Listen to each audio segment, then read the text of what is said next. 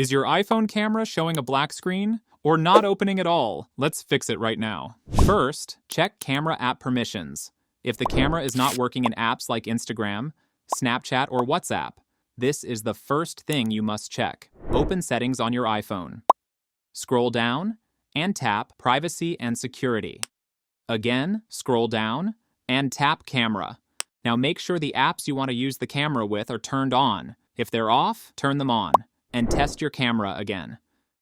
Second, turn on camera in screen time. If your camera app is missing, this is the reason. Open Settings. Scroll down and click on Screen Time. Then, tap Content and Privacy Restrictions.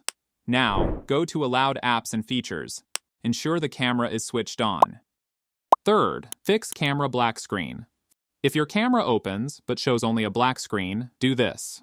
Quickly press and release the volume up button. Quickly press and release the volume down button. Now press and hold the side button. Keep holding it until the screen turns black and the Apple logo appears. Release the buttons and let your iPhone restart.